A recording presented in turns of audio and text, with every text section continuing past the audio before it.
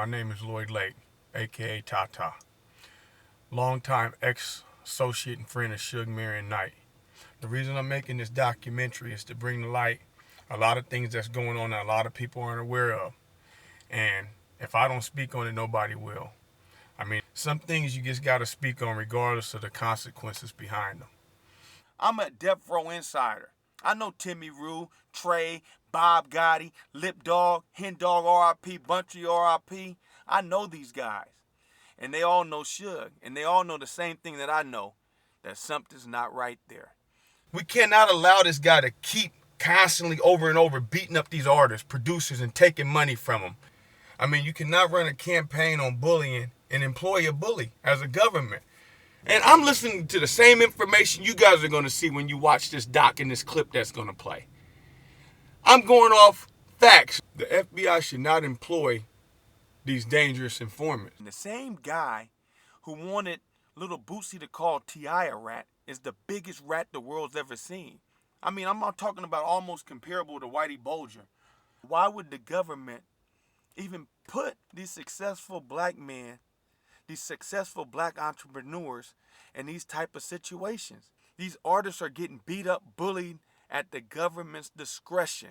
If you allow someone to act like this, what kind of government, what kind of society are we living in? We cannot allow this guy to keep constantly over and over beating up these artists, producers, and taking money from them, and then glorify him like he's some type of thug lord or he's some type of mob boss. He's a bitch. I would hope that everyone would get on their computer and donate whatever they can spare. And if not, just spread the word.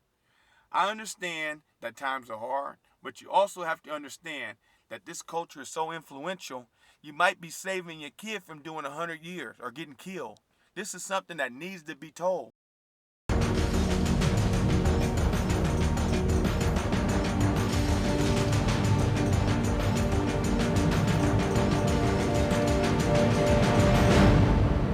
This is the curious case of Suge Knight, rap impresario, felon, blood gang member, women beater, CEO, enforcer.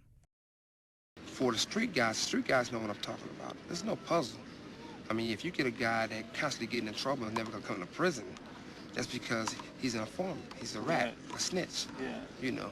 And they're more important to the police on the streets than in here, because they let them know what's going on. Rap legend Marion Suge Knight has been arrested. Knight was pulled over by LAPD officers in Gardena overnight, then taken into custody on a charge of felony assault with a deadly weapon. His bail is set at $65,000. He was booked earlier on a charge of assault with a deadly weapon, that weapon being a gun. He was arrested for assault with a deadly weapon with the use of a firearm. The owner of the shop says Suge just walked in off the street and said, "I'm Suge Knight, give me some weed." They didn't, and same result. Suge Knight and approximately 10 of the members of his posse, allegedly, so I don't get my ass kicked, beat up rapper Yuck Mouth. They beat him up outside Ralph's and took $92,000 worth of jewelry from him. The female was on the ground. Mr. Knight was on top of her, beating her. Was actually in the act of violently beating her when the officers arrived with the knife in his hand. Let there be no mistake, she was brutally assaulted. It's just fortunate that while this was happening, we had a citizen who saw the act occurring, called police, and that we were able to get there in a timely manner. Because had we not got there when we did, this thing very easily could have ended up tragically. He had me call the U.S. Attorney investigating Death Row Records and him at the time. If that deal was still on the table about giving up David Kenner and Longo, if that deal was still on the table, I called the U.S. Attorney for him like he requested.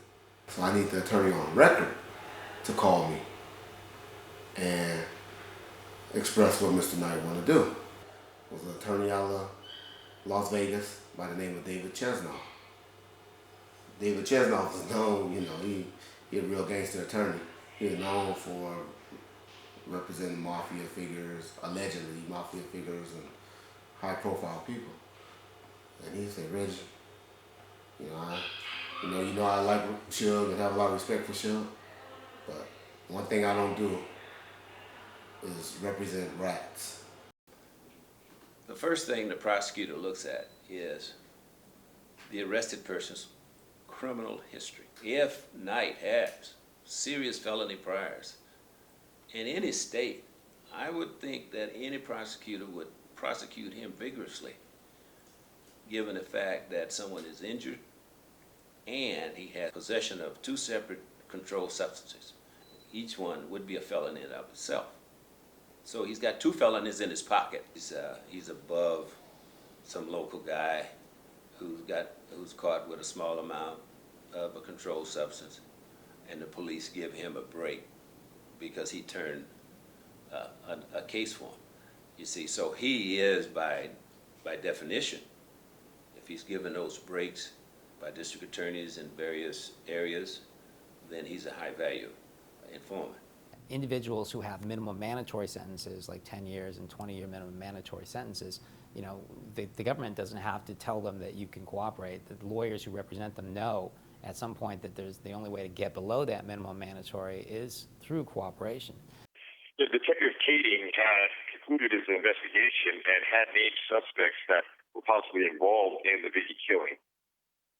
Now, when you're talking about a murder case, a very serious crime such as murder, it's very unusual that they would not employ all means necessary to bring someone to justice. You know, there must be a reason, a behind-the-scenes type reason why they're not doing that. Tupac and Biggie were murdered over 17 years ago, and their respective murders remain unresolved. Two of the greatest forces in hip-hop murdered within 7 months of one another. And after 17 years, the murders are unresolved cold cases. Why is this?